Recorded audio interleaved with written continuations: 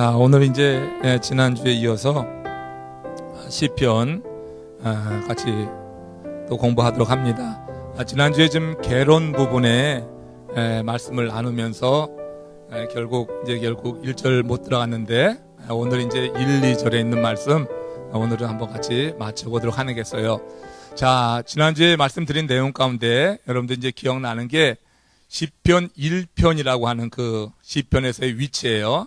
그러니까 어떤 글을 쓸 때 보면은 어떻다 그랬어요? 서론이 있고 본론이 있고 결론이 있다. 모든 글에는 서론이 있고 그리고 본론 그리고 결론 이렇게 들어가죠. 자, 그런데 우리가 시편 150편 굉장히 많은 것 같지만 이렇게 하나의 글이라고 그런 이제 생각을 해보고 이걸 이해할 수 있다고 이제 그렇게 말씀을 드렸어요. 그래서 150편이라고 하는 이 긴 글의 서론 부분이 어디냐면 바로 이제 시편 1편이라 하는 거예요. 근데 대개 사람들이 글을 쓸 때 보면은 서론에서는 뭐를 쓰냐면은 글 쓰게 되는 동기, 목적, 그리고 그 주제에 대해서 간단하게 이제 압축해서 쓰게 됩니다. 그리고 본론 가서는 이 주제를 여러 목적과 한계 1, 2, 3 이렇게 쭉 나눠서 글을 쓰고 결론에 가서는 이 앞부분에 있는 전체 내용을 요약해서 이제 그 글쓴이가 이제 이런 자기의 의견을 제시하는 이런 게 이제 글 쓰는 이제 기본적인 패턴이 되는데 시편 150편까지 전체 이 시편을 놓고 볼 때 우리 시편이 자리하고 있는 위치가 어디냐면 바로 이렇게 전체 글의 서론 부분이 되어서 대개 사람들이 글을 볼 때는 서론을 읽으면은 내용을 이렇게 기대하고 예상하게 됩니다. 그것처럼 시편 1편을 우리가 제대로 이해하게 되면은 시편 150편 전체의 그 내용을 이게 하나의 흐름으로 우리가 이해하면서 읽을 수 있다고 하는 거예요. 그 1편이 중요한 거예요. 1편에서 이 시편 기자가 강조하는 게 무엇이냐, 이 부분에 대한 바른 이해가 왜 시편 전체를 읽을 때 중요하냐면 그것이 바로 이 글로 보면은 서론 부위에 해당하기 때문이다. 이렇게 말씀을 드렸어요. 지난주에 했던 거지만 오늘 지금 처음 또 듣는 분이 계시니까 한번 시편 1편에서 150편까지 간단하게 캐러골라이즈 하는 거예요. 이제 구분하는 그 법이 모세 오경법에 따라서 이 150편의 시편을 나누어 볼 수 있다. 이렇게 말씀을 드렸잖아요. 자, 한번 지난주에 한 것도 있으니까 여러분들이 한번 대답해 보시고 처음 듣는 분들은 한번 지금 같이 전체 1편부터 150편까지의 전체 내용을 같이 한 눈으로 보도록 하겠어요. 그 시편 1편부터 어디까지? 41편까지죠. 41편까지를 제1권이라고 그렇게 말하고 42에서 어디예요? 72까지를 제2권이라고 하고 73에서 89까지를 3권 그리고 90에서 106까지가 제4권이 되는 거예요. 그리고 이제 150편 여기까지 5권이 된단 말이에요. 근데 제가 지금 모세 오경법에 따라서 이게 유대인들이 그들의 삶의 기초고 모든 것에 이제 그 생활에 근간이 된다고 하는 게 모세 오경이란 말이에요. 그 사회법도 그렇지만 종교법도 그렇고 유대인들에게 모세 오경이 대단히 중요해서 이 모세 오경의 그런 기본적인 그런 주제가 있는데 각 주제 그 성경에 담겨 있는 주제를 가지고 이 150편을 나눠보는 거라고 그랬어요. 그래서 그대로의 순서대로 제1권이 뭐예요? 그러니까 창세기. 그렇죠? 그 창세기의 주제가 뭐냔 말이에요. 창세기의 주제는 인간이에요. 하나님이 인간을 창조하시고 인간을 확장시켜 나가시고 그 인간론에 관한 내용이 이 창세기예요. 그래서 1편에서 41편 시편의 내용은 우리가 이런 관점에서 읽으면은 훨씬 더 이해하기가 쉽다. 이런 말씀을 드렸고, 자, 제2권은 뭐예요? 출애굽기죠. 자, 출애굽기는 뭡니까? 선민 이스라엘이죠. 선민 이스라엘에 관한 이야기예요. 그래서 이제 확대해서 영적인 이스라엘인 우리들에게도 이제 이 제2권에서 하나님께서 그 선민 이스라엘을 어떻게 다루시고 또 그들과 어떤 관계 가운데 있는지 이런 내용들이 주류를 이룬다고 하는 거예요. 그런 관점에서 보라고 하는 거고, 제3권은 레위기예요. 이 레위기에서는 뭐가 다르죠? 예배가 있죠. 예배 그리고 성소, 이 두 가지예요. 그래서 이 3권에 있는 시편의 내용을 보면은 이 예배 드리는 법, 그리고 성소를 이제 그리워하고 사모하는 그런 시인의 모습들이 여기 많이 나타나요. 그죠?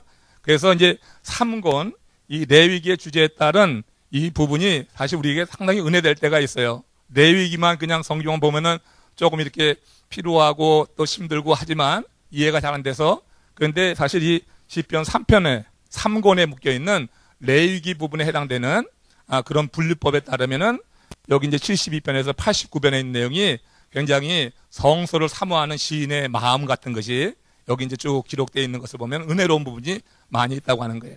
그리고 제 4권은 뭐니까, 그러니까 이제 민수기가 되겠죠. 민수기는 뭐예요? 이스라엘의 광야 생활을 말하는 거예요. 광야 생활. 그래서 여기서는 이제 시인의 어려움 같은 것들, 이제 그 광야 생활 속에서 겪는 그런 여러 가지 사건들, 이런 것 속에서 이제 쓴 그런 시들, 주로 무명의 시인이에요. 알려지지 않은 시인들이 주로 쓴 그런 내용이 되고, 이 5번째 5권에서는 여기는 신명기란 말이에요. 그래서 이거는 말씀이에요. 말씀. 하나님의 말씀에 대해서, 그리고 하나님을 찬양하는 이런 내용이 주류를 이룬다고 하는 거예요. 그 시편 150편을 이런 분류법에 따라서 이해를 하면은, 다시 말씀드리지만 여러분들이 이제 시편을 대하게 될 때 어디서 무슨 시편이 인용되든지 이런 분류법을 가지고 한번 같이 보면은 훨씬 여러분들이 이해하는데 도움이 될 수 있겠다고 해서 간단히나마 이렇게 나눠봤어요. 그래서 이렇게 이제 150편으로 된 전 긴 이런 시편의 내용 가운데 제1권, 1권의 서론은 물론 1편이겠잖아요. 2권의 서론은 42편이 되는 거예요. 3권의 서론은 뭐냐면 73편이 되겠죠. 이렇게. 그런데 시편 1편은 1권의 서론인과 동시에 이 시편 전체, 이 150편 전체에 그런 서론이 되는 거다 말이에요. 서론이. 그래서 시편 1편에 대한 이해를 갖게 될 때 거기에 대한 주제가 시편 전체를 쭉 이렇게 관통하고 흘러가는 것으로 여러분들이 판단하면 돼요. 그래서 시편 1편에서 강조하는, 시인이 지금 강조하는 것이 여러분 다 아는 거예요. 시인이 강조하는 그 강조점, 시편 1편에서의 주제, 여기에 대한 바른 이해가 시편 전체를 이해하는 데 도움이 되는 거니까 오늘은 상당히 중요한 시간이 된다. 그래서 지난주에 이제 간단히 이 부분에 대해서, 간단히가 아니었죠. 지난주에는 1시간 내내 이것만 했는데, 오늘 이제 복습하는 차원에서 여러분들이 이제 충분히 이제 이해가 되었을 거라 생각하고, 이제 같이 본론으로 한번 들어가 보도록 하겠습니다. 자, 시편 1편 내용에서 시편 1절, 2절 한번 같이 올려주시고 같이 읽도록 하겠습니다. 시편 1편, 왜 안 나왔어요? 나왔네? 그렇지. 같이 읽습니다. 시작.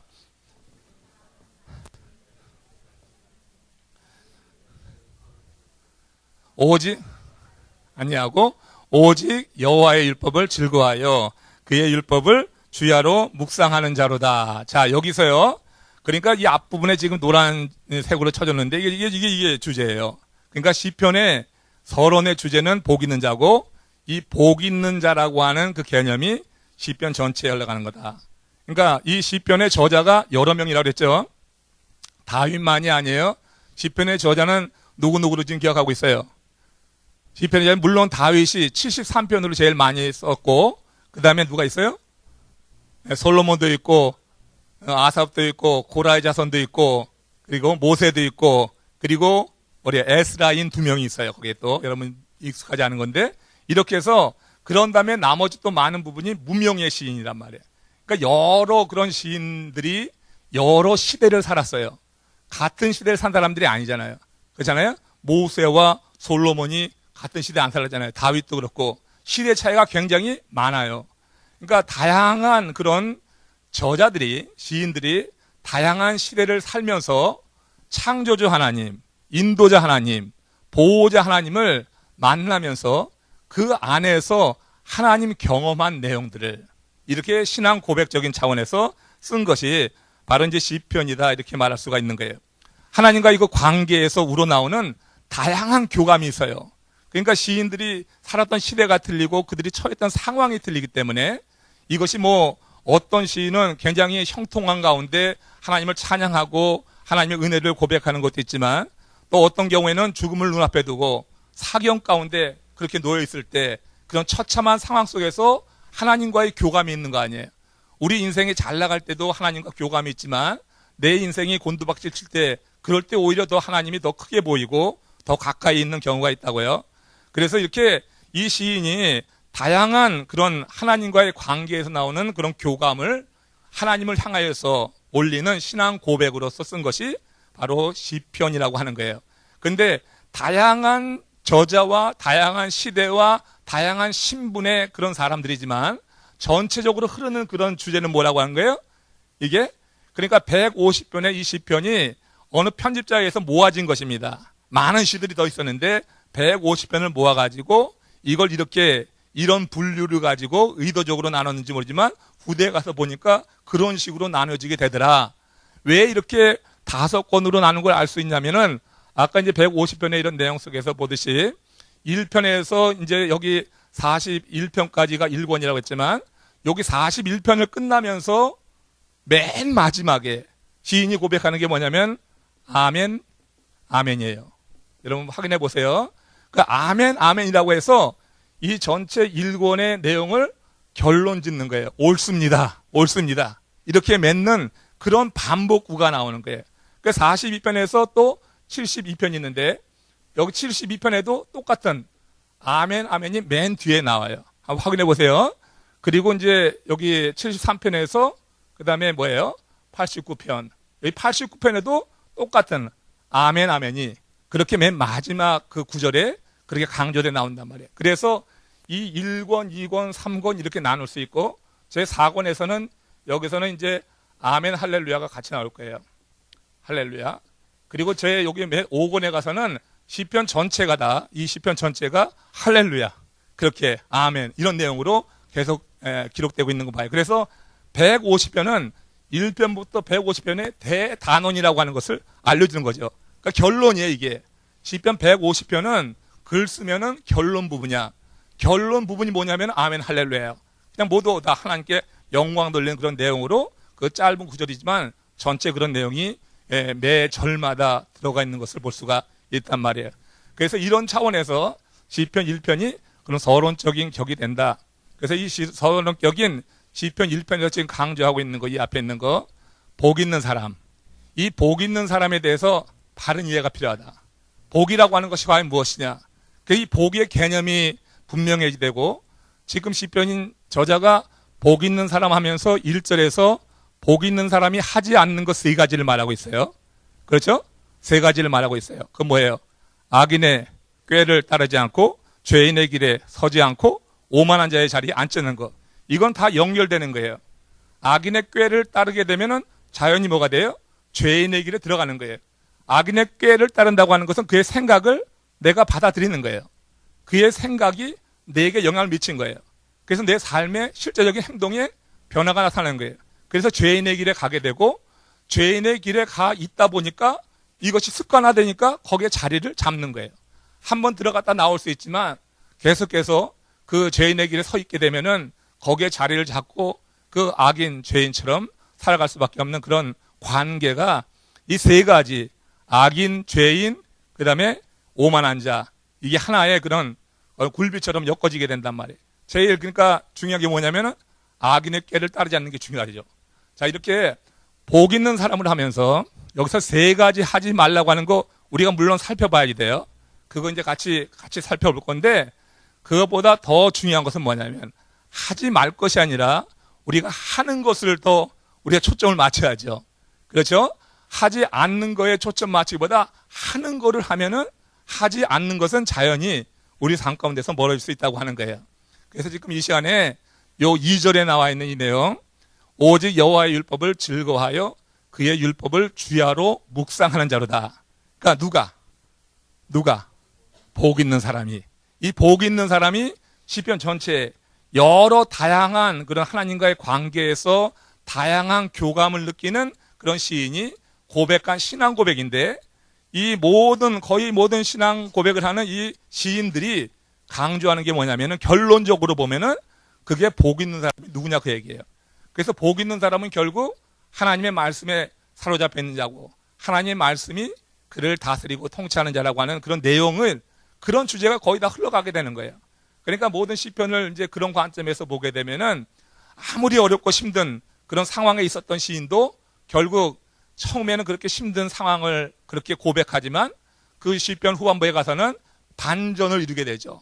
반전을 이루게 돼서 하나님을 찬양하고 또 어려운 가운데도 인내하고 기다리겠다고 하는 그런 고백으로 끝을 맺는다든지 이렇게 해서 결국 시인들이 복 있는 자로서의 그런 삶에 대해서 다짐하고 그런 고백하고 신앙 고백하는 이런 모습으로 시편이 되어 있는 것을 여러분 아시면은 150편이라고는 긴 그런 이제 여정이지만 그러나 한 편 한 편 속에는 바로 이렇게 복 있는 자에 관한 관점이 시인마다 있다고 하는 것을 우리가 생각할 수가 있다고 하는 거예요.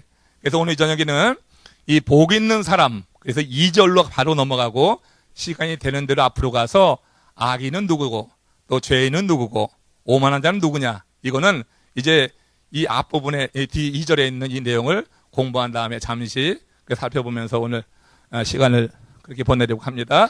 자, 그래서 이제 복 있는 자라고 했을 때 그 복의 개념. 자, 지금 시인이 말하는 복이란 뭐냐? 이게 이제 원어로다가는 아쉬레라고 하고 이라고도 읽어요.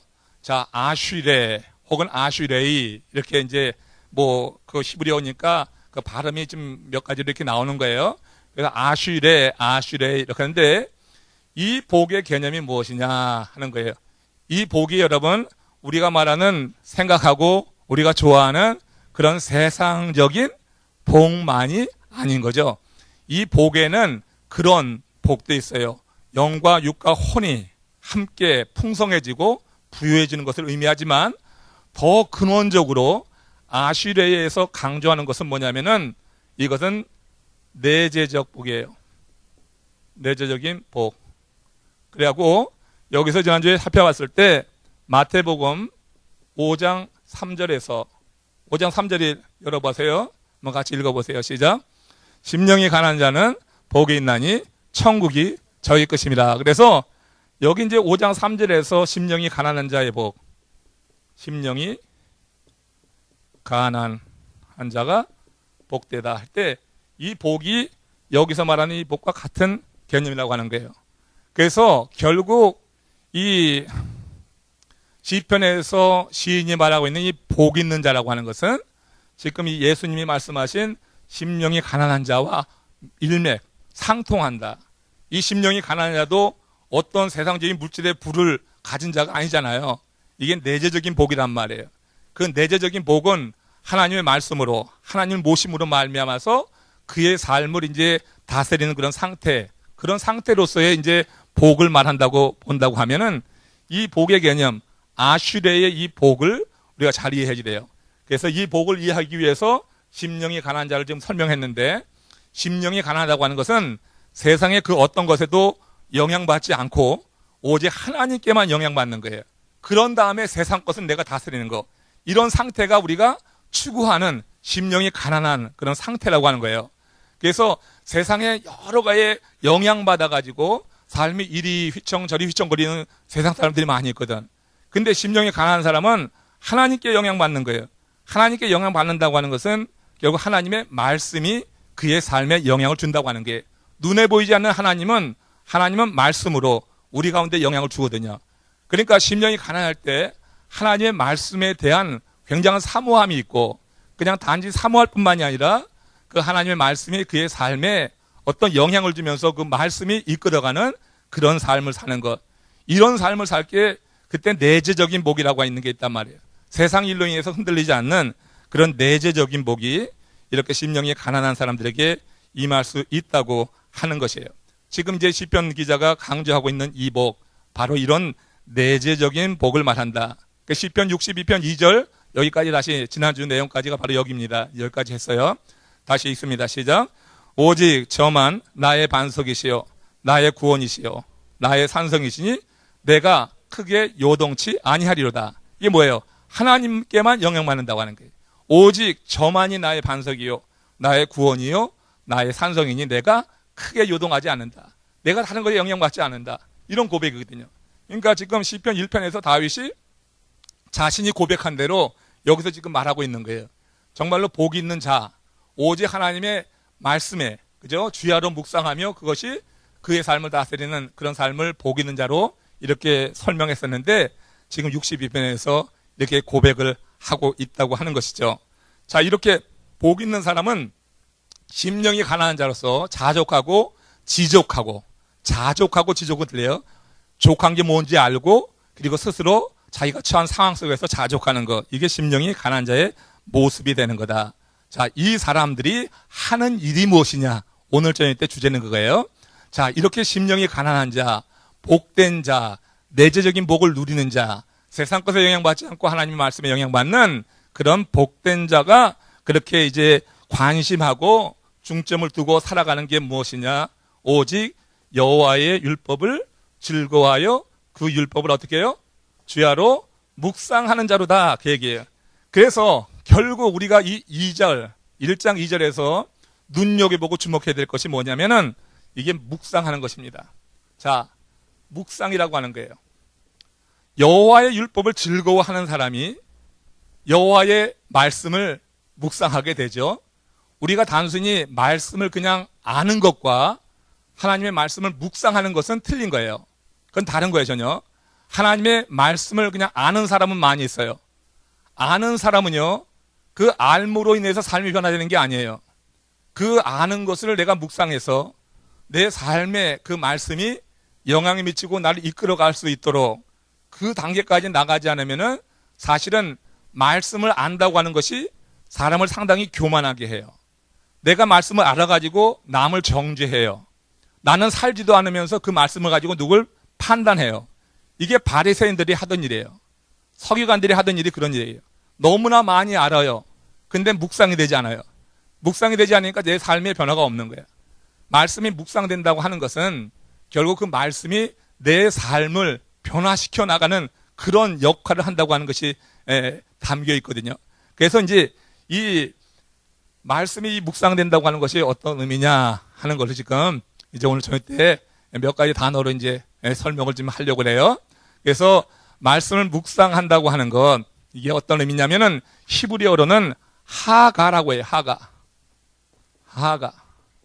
자, 이 하가라고 하는 단어를 쓰는데 말씀이 묵상된다고 하는 원어 하가를 좀 이해하기 쉽게 하기 위해서 영어로는 뭐라고 그러냐? 이거를 meditation,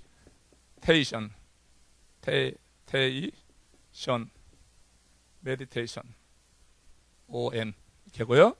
meditation. 그리고 또 다른 영어로 표현은 examine, examine 이렇게 해서 examine이라고 하는 단어가 있어요. 근데 요 meditation이라고 하는 단어가 좀 더 이 원어에 깊게 관계된 그런 단어예요. 이 뒤에 것도 있는데, 근데 이 meditation을 이해하려고 한다면 여기 우리가 같은 어원을 갖고 있는 medicine이라고 하는 게 있어요. medicine은 뭐예요? 약이라고 하는 거죠. 근데 여기 med라고 하는 게 같아, 앞에. 그래서 meditation이라고 하는 것은 medicine과 같이 역할하는 거예요. 우리가 약을 먹는다고 하면은 그 약을 먹어가지고 약이 소화돼서 없어지는 게 아니잖아요. 그죠? 약을 하나 먹으면은 이게 녹아져. 근데 녹아져가지고 어떻게 돼요? 내 온몸에 번지면서 내가 아픈 그 부위에 영향을 줘가지고 치유를 하는 거잖아요. 이게 먹고 소화되는 게 아니라고요. 이렇게 어떻게 내 속에 들어가서 내 오장육부에 필요한 곳에 그 약효가 들어가서 치유를 이룬다고요. 그러니까 우리가 메디테이션, 묵상이라고 하는 것을 메디테이션이라고 하는 이 영어 단어로 생각하게 될 때 하나님의 말씀이 그냥 들어왔다가 사라지는 게 아니에요. 귓등으로 듣고 한 귀로 왔다가 사라지는 게 아니라 내가 메디테이션을 할 때 하나님의 말씀 그냥 읽는 게 아니라 메디테이션을 하게 될 때 반드시 메디테이션한 그 말씀은 내 심령의 영혼의 병든 부분을 치유하는 역할로 나타나게 됐다고 하는 거예요. 우리는 지금 멀쩡한 것 같지만은 영적으로는 병든 부분이 많이 있단 말이에요. 우리가 고쳐야 될 부분이 많이 있어요. 그 내가 영적으로도 건강하다. 난 하나도 난 뭐 부족함이 없다. 그렇게 생각하는 사람들이 과연 어디 있어요? 우린 다 부족한 게 있다고요. 치유될 부분이 있어요. 그래서 하나님의 말씀을 내가 주야로 묵상하는, 메디테이션을 하는 그런 삶을 살게 될 때 그 말씀이 우리 속에 들어와서 우리 안에 치유될 부분들을 말씀 자체가 치유하는 그런 단계까지 나가게 된다고 하는 거예요. 이게 묵상이라고 하는 거야. 그냥 읽는 게 아니라 하나님의 말씀이 그렇게 내 삶의 영적인 부분에 영향을 주고 나를 온전히 세워나가는 것, 이게 바로 묵상한다고 하는 그런 의미예요. 히브리어 이 하가라고 하는 것은 문자적으로 중얼거린다고 하는 뜻이에요. 그냥 중얼거리는 거예요. 독백하는 거예요. 명상하는 거예요. 그런데 여기에 좀 더 깊은 의미가 바로 메디테이션이라고 하는 그런 의미가 함께 담겨 있는 거예요. 중얼거리는데 중언부언을 하는 것이 아니란 얘기예요. 우리가 중언부언 할 수 있잖아요. 근데 중언부언 하는 게 아니라 중얼대는데 하나님의 말씀을 그렇게 계속해서 chanting 혹은 계속해서 되뇌이는 것을 말한단 말이에요. 중얼거리는데 그냥 아무 생각 없이 중얼거리는 것이 아니라 이 말씀이 내 영혼에 어떤 영향을 미치기를 원하는 마음으로 중얼거리는 거예요. 그래서 이게 결국 메디테이션이라고 하는 이 단어의 의미하고 이 뜻이 그 하가에 담겨 있는 그런 아주 깊은 의미 가운데 우리가 이해할 수 있는 그런 단어로 우리가 이게 소개할 수 있는 것이란 말이에요. 하나님의 말씀이 우리 가운데 그렇게 메디테이션, 명상이 아니라 묵상될 때 이 하나님의 말씀은 약이 그렇게 먹고 소화되는 것이 아니라 치유를 이루듯이 하나님의 말씀을 정말 제대로 우리가 묵상한다고 할 때 그 말씀으로 인해서 내 영과 육이 함께 치유되는 역사가 나타나는 것을 우리가 기대할 수 있는 줄로 믿습니다. 그러니까 묵상을 정말 깊게 할 때 복 있는 자로서, 오직 복 있는 자는 오직 여호와의 율법을 즐거워하여 그 율법을 주야로 묵상한다고 할 때 그 묵상이라고 하는 것은 그냥 읽어 제끼는 게 아니라 이처럼 되뇌이는 거예요. 반복하는데 뜻없이 반복하는 게 아니라 이 말씀이 내 삶 속에 그렇게 이제 치유를 이루기를 소망하는 마음에서 그렇게 적용하면서 읽어가는 것, 이게 바로 묵상이라고 하는 그런 말이 되는 것입니다. 이 묵상이 우리의 삶 가운데 우리의 하나의 그런 어떤 훈련이 되어지고 습관이 될 때 그때 어떤 일이 일어나냐면 하나님의 말씀이 묵상돼서 내 안에 이런 병든 부분을 치유해 나가면서 나를 지켜내기에, 그래서 어떻게 해요?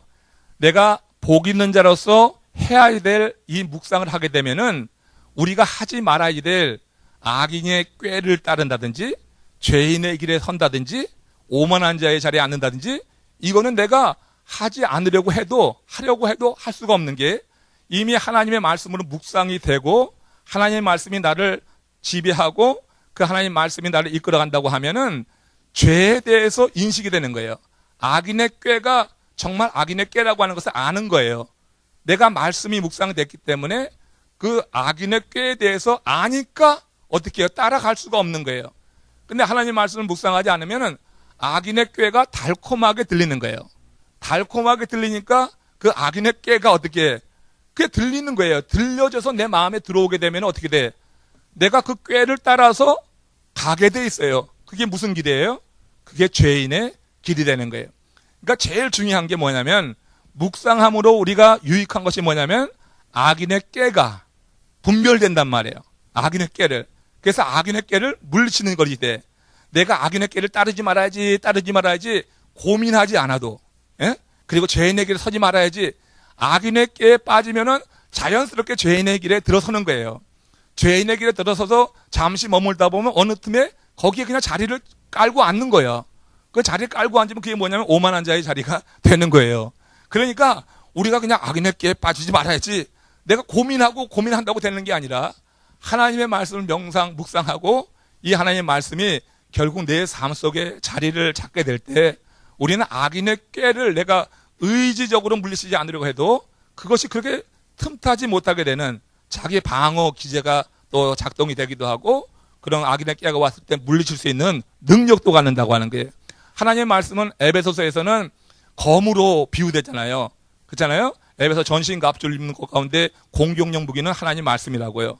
그러니까 내가 하나님 말씀을 무장될 때 이게 공격용 무기가 돼가지고 악인의 꾀가 어떤 교묘한 방법으로 올 때 이것을 분별해서 딱 처단하고 물리치는 그런 이제 힘을 갖게 된다고 하는 거예요. 그래서 이 묵상이 내가 복 있는 자가 되기 위해서 정말로 필수적이고 정말 근원적인 것이다. 복 있는 자가 되려고 악인의 꾀를 따르지 말아야지. 그렇게만 힘쓸 게 아니라는 얘기예요. 죄인의 길에 서지 말아야지. 이건 되지도 않아요. 악인의 꾀에 빠지면 이미. 그리고 나중에는 오만한 자의 자리에 그냥 가서 앉아 있는 거예요. 그래서 정말로 복 있는 자가 되기 위해서 가장 우리가 힘써야 될 것은 좀 더 긍정적이고 적극적인 면에서 하지 말아야지 될 세 가지에 더 많은 관심이 아니라 마땅히 해야지 될 이 하나님의 말씀을 묵상하는 그 일을 좀 더 힘써 나간다고 하면 우리가 하지 말아야 될 세 개를 이겨나갈 수 있는 그런 힘은 거기서 나오는 줄로 믿습니다. 자, 이렇게 우리가 묵상이라고 하는 것은 하나님의 말씀을 잘 깨닫기 위해서 그것을 이제 더 탐구하는 것이 되기도 하는데 하나님의 말씀을 좀 더 깊게 탐구하긴다고 하는 의미에서 묵상을 이그제민이라고 하는 거예요. 그래서 하나님의 말씀을 정말 좀 더 깊게 탐구한다는 그런 차원에서 이그제민, 내 삶을 말씀에 비추어서 이렇게 이그제민은 검사하는 거 아니에요. 이렇게 그렇게 하나하나 이게 비춰보면서 따라 들어가는 것. 그런 차원에서 이그제민이라고 하는 단어가 쓰이기도 합니다. 자, 묵상에서요. 가장 이제 우리가 주의해야 될 것이 바로 이렇게 그 말씀을 이제 이그제민 하면서 내 삶에 적용해보고 그러면서 이것이 무슨 뜻인가 질문을 던지게 되는 건데 이 질문을 던지는 게 대단히 중요하다고 하는 것입니다. 이 하나님의 말씀이 과연 무슨 뜻인가, 어떤 의미가 있는가 이런 질문을 던져보는 거예요. 그래서 묵상을 위한 질문 가운데 가장 기본적이고 중요한 질문이 있어요. 그러니까 지금은 뭐냐면 어떻게 묵상하는가 할 때 여러분 하나만 기억하세요. 그러니까 묵상한다고 할 때 정말 하나만 기억할 게 뭐냐면 하나님 이것이 무슨 뜻입니까? 우리가 성경 읽어서 금방 다 이해되는 게 아니에요. 정말 여러 가지 시대적인 배경, 문화적인 배경도 있어서 잘 이해가 안 되는 그런 내용들도 많이 있어요.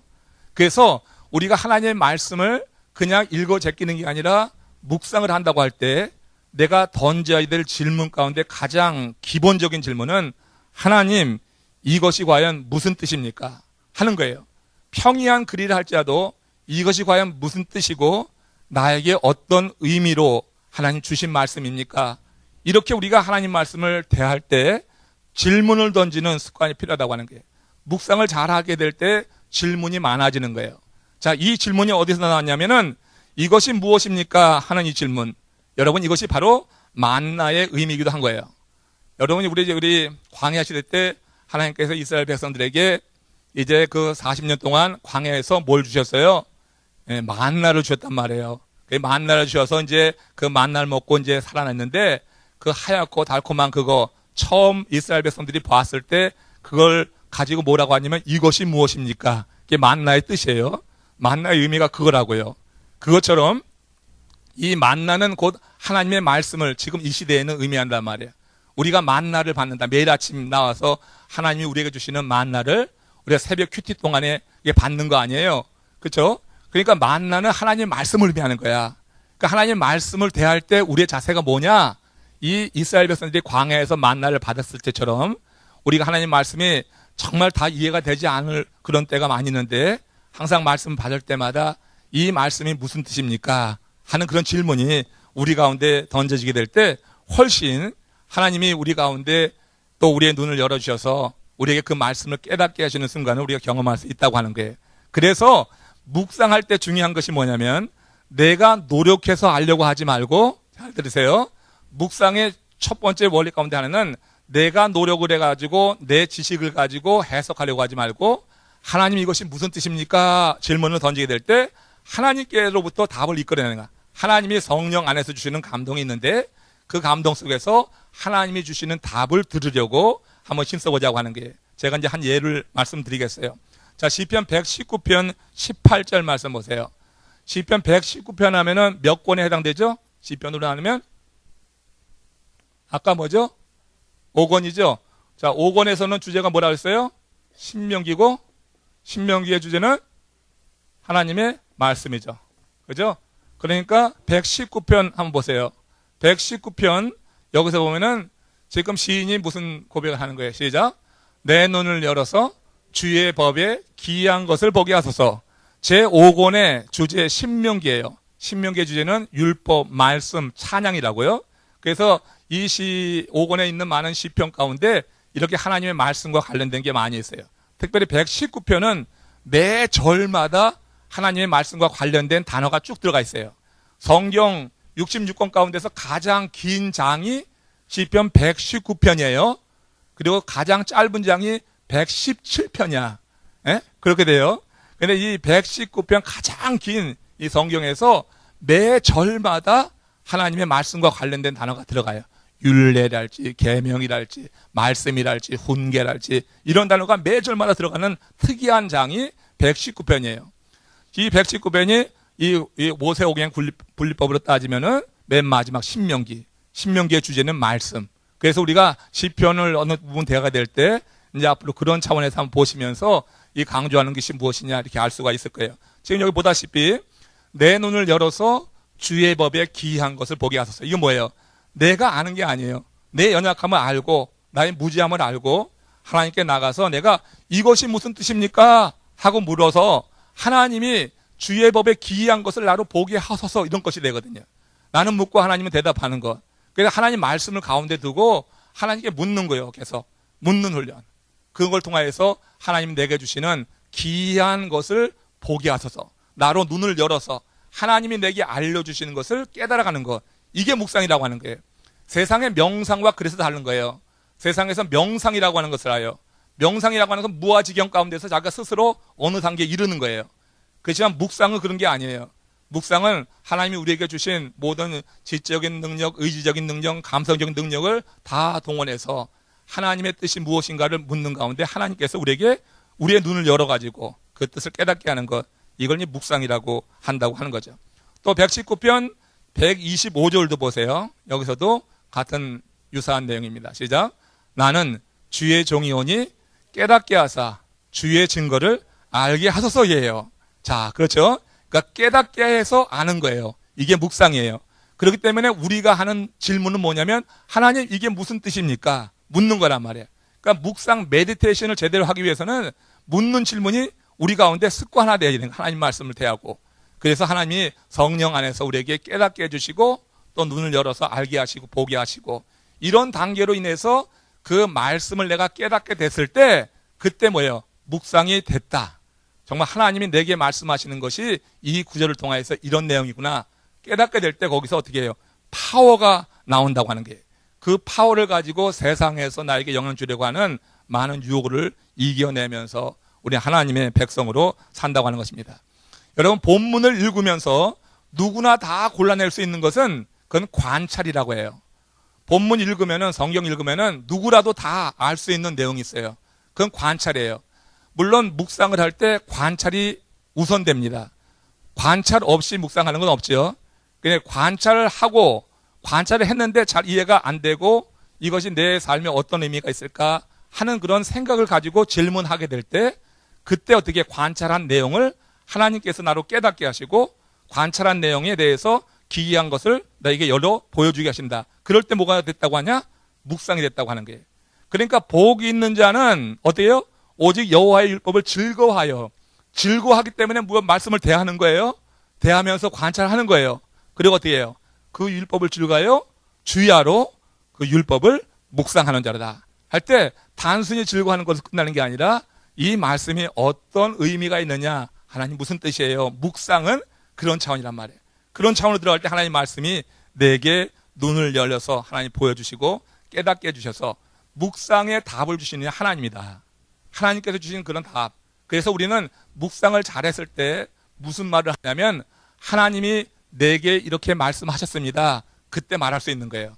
아무 때나 하나님이 말씀했다고 하지 말고, 그러니까 묵상을 내가 깊게 해서 정말 하나님께서 내게 깨달음을 주실 때 그때 하나님께서 이 말씀을 통해서 내게 이렇게 말씀했습니다. 그렇게 말하는 거는 괜찮은데 그렇지 않고 무조건 이제 하나님 음성 들었다고 아무 때나 갖다 대면은 그거 좀 이상하게 될 수 있어요. 하나님의 말씀이 이렇게 내가 깊게 묵상되는 가운데 주시는 그런 응답만 가지고 우리는 하나님의 음성을 들었다. 그래서 하나님이 내게 이렇게 말씀하셨기 때문에 당연히 어떻게 결과로 나타나냐면 말씀하신 것이 정말 하나님의 응답이라고 여겼기 때문에 담대한 거예요.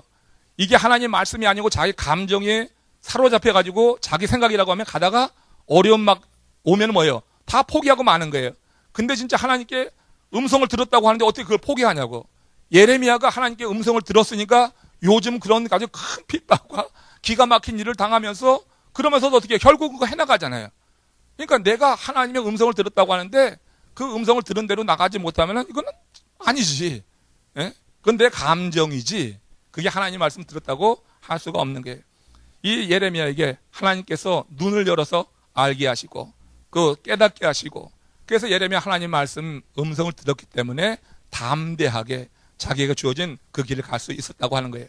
그러니까 묵상이 제대로 되기 위해서는 이렇게 우리가 내적으로 성령이 깨닫게 하시는 것을 하나님의 음성으로 알고 또 그렇게 그것이 내 삶에 영향을 미쳐서 쭉 나갈 수 있다고 하면 그건 진짜 하나님께 들은 말씀으로 우리가 고백할 수 있는 것이고 증거될 수 있다고 하는 것이에요.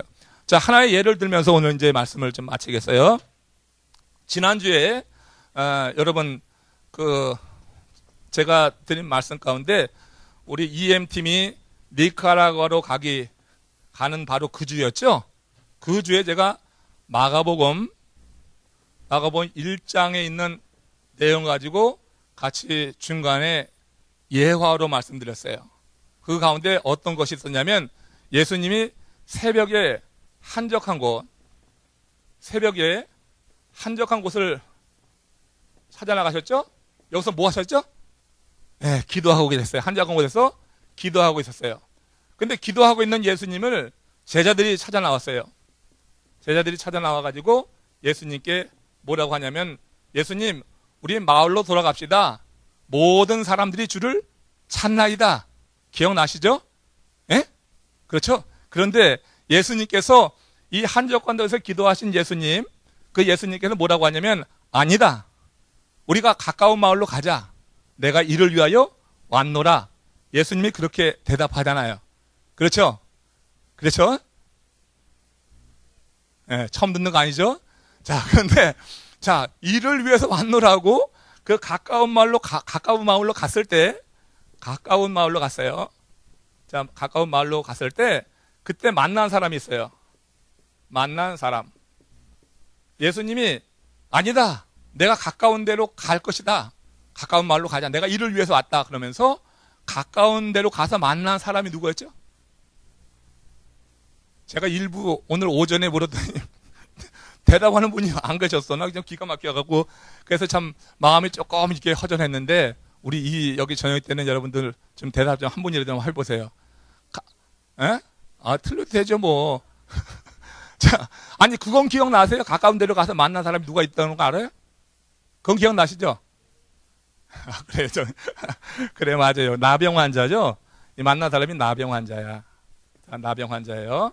자, 나병 환자인데 자, 이 사람의 그 상황에 대해서 복음서에서 말하기를 그 사람이 예수님이 그 가까운 마을로 갔더니 그 사람이 예수님께 막 달려 나와서 꿇어 엎드린 거예요. 그리고 이제 하는 얘기가 원하시면 나를 깨끗게 하실 수 있나이다 이렇게 말했잖아요. 자, 근데 복음서에서의 그 상황을 보면은 그 당시 많은 사람들이 있었다고 그랬어요. 예? 공간 복음서에 보면. 그리고 이 나병 환자는 병이 너무 깊어가지고 누가 봐도 나병 환자인지 다 금방 알아볼 정도예요. 자, 그러면 이런 사람이 그 예수님 앞에 가는데 혼자 있는 예수님이 아니라 많은 사람들이 이미 예수님 주변에 서 있는데 거기에 가서 무릎을 꿇는다고 하는 것이 이게 어떤 거예요? 이거는 굉장히 두려운 일이라고요. 이건 죽음을 각오하고 나간 거예요. 죽음을 각오하고 나갔는데도 불구하고 거기서 이 나병 환자가 가서 예수님께 한 얘기가 뭐였었다고요? 뭐였었다고? 원하시면 저를 깨끗게 하실 수 있나이다.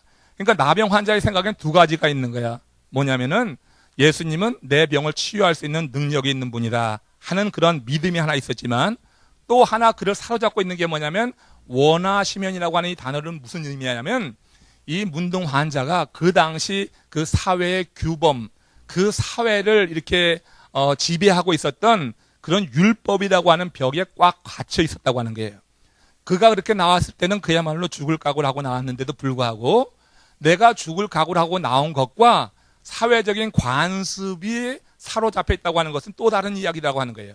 죽을 각오를 하고 나왔음에도 불구하고 사회적 관습을 뛰어넘지 못한 거예요. 사회적 관습은 자기 같은 문둥병자는 정상인이 함께 교류하지 못한다고 하는 거예요. 그러니까 그 문둥병자의 마음에 낫기를 원하는 마음은 있으면서도 여전히 그 사회적 관습이 그를 묶었기 때문에 이제 예수님께 정말로 나가서 주여 내가 죽기를 각오하고 나왔사오니 나를 치유하소서 그렇게 말하지 못한 거예요. 그렇게 말하는 게 당연하잖아요. 주님 내가 지금 어떤 마음으로 나오신지 아시죠? 하고 구하는 게 낫잖아요. 근데 그렇게 말을 못한단 말이야. 그래서 그 앞에 붙어 있는 게 원하시면이라고 하는 거야. 그만큼 사회적 관습이 굉장히 철옹성과 같아가지고 사람이 죽을 각오를 했는데도 불구하고 그걸 뚫지 못했다고 하는 거죠. 자, 우리가 이런 말씀을 묵상한다고 할 때 그냥 읽으면 은혜가 많이 안 돼요. 그냥 자체도 예수님이 병자를 치유했다고 하는 장면에서 우리가 생각해 보면 은혜가 조금 되지만 그러나 묵상해 보면은 굉장한 큰 은혜가 여기 있는 거예요. 자, 이 문둥병자가 그렇게 각오를 하고 나왔는데도 불구하고 그렇게 말할 수밖에 없는 사정, 원하시면 저를 깨끗하게 하실 수 있나이다고 하는 이 부분에 밑줄을 끊고 우리가 그 부분을 계속해서 묵상하는 거예요. 왜 하나님 여기 원하시는 이런 조건을 굳이 붙였을까요? 이런 상황에서는 저 같으면 그냥 빨리 낫게만 해주세요 말할 것 같은데 왜 이 사람은 이렇게 말할 수밖에 없나요? 이게 무슨 뜻입니까? 하는 그런 질문을 던지게 될 때 그 질문으로부터 시작해서 하나님이 우리에게 성령 안에서 주시는 그런 어떤 깨달음 같은 게 있는 거죠. 그때 율법 사회, 율법으로 그렇게 이끌어가는 그런 유대 사회에 대해서 보게 하시고 그 사회 속에서 그런 병을 갖고 살아가는 사람의 그런 어떤 상황과 그들의 그런 입장에 대한 이해를 갖게 하시고 그래서 이런저런 그런 생각을 하나님이 주시게 될 때 아, 이래서 원하시면이라고 하는 말을 쓰셨군요. 이렇게 되는 거예요. 제가 여러분들에게 말씀을 나누게 될 때는 다 그런 과정이 있는 거죠. 그러니까 원하시면이라고 하는 한 구절을 그런 식으로 이해하고 같이 나누게 될 때 우리에게 상당히 어떻게 해요? 은혜가 되는 거잖아요. 그냥 병을 치유한 것이 아니라 그래서 그렇게 나온 그 나병 환자에게 예수님이 어떻게 치유하셨어요? 손을 내밀어서 어떻게 했어요? 예?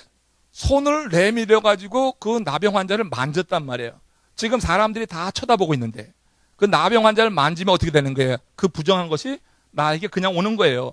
그러니까 만짐으로 말미암아 그 사회에 있는 사람들에게 나도 어떻게 격리당하고 외면을 당할 수 있는 이런 위험한 일이라고요. 사실은 굉장히 두려운 일이라고요.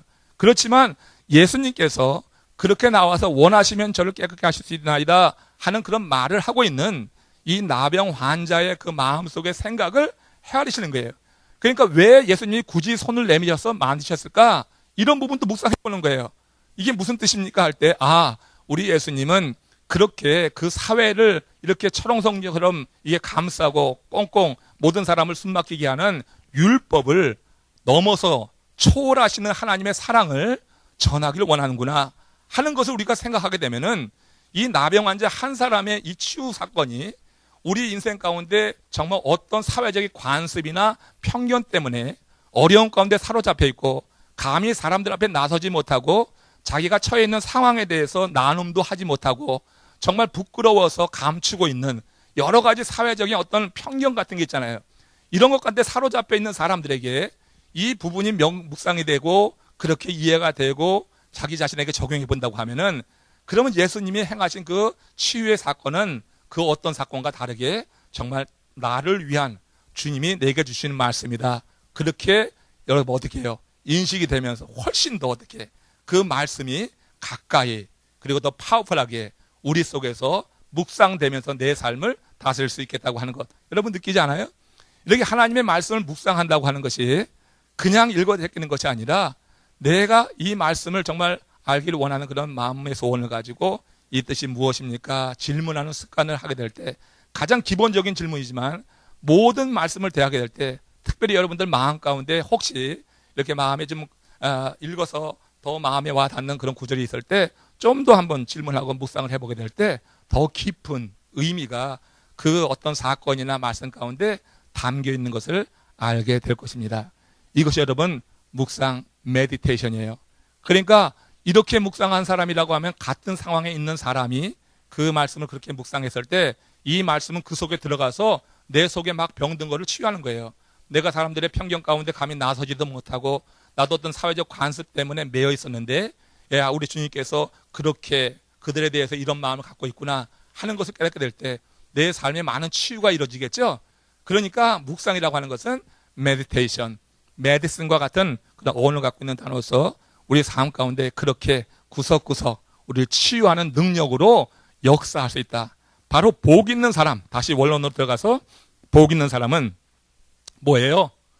여호와의 율법을 즐거워하여 그 율법을 주야로 밤낮으로, 이게 밤낮 뭐 아무것도 하지 않고 말씀만 읽는다고 하는 그런 차원이 아니라 하나님의 말씀이 내 삶 속에 주의 임재 속에 경험되면서 말씀이 다스려지는 거, 계속해서 말씀을 내가 어떻게 암송하고 그 말씀을 내가 기억하려고 하는 거. 그래서 유대인들은, 지금 정통 유대인들은 날마다 걸어가면서도 중얼중얼 되고 있어요. 묵상하는 거예요. 그거 괜히 하는 것이 아니라 신호등 앞에 서서도 계속 중얼중얼 되고 있어요. 이렇게 된 사람들, 이렇게 검은 옷 입고 다니는 사람들 계속 보세요. 뭐라고 말하고 있어요. 가만히 서 있는 법이 없어요. 말하고 있어요. 그거는 묵상하는 거예요. 그 묵상한 말씀이 그의 삶에 영향을 미칠 수 있도록 그 삶이 그렇게까지 이어지고 있는 거예요. 복 있는 사람이 누구냐? 이렇게 묵상하는 거다. 묵상은 이런 식으로 하는 거예요. 그래서 질문 던지고 하나님이 내게 눈을 열어 깨닫게 하시고 보게 하시고 해서 하나님이 내게 이렇게 말씀하셨습니다 하는 단계로 들어갈 때 그 사람은 복 있는 사람이 되어서 첫 번째 뭐예요? 어떤 사람? 악인. 그것을 히브리어로는 르샴이에요. 악인의 꾀를 따르지 않기 때문에. 그 다음에 죄인의 길에 서지 않죠. 이건 히브리어로 하타임이라고 그래요. 하타임. 죄인의 길에 자연히 안 서는 거예요. 꾀가 들어오지 않으면 들어갈 리가 없어요.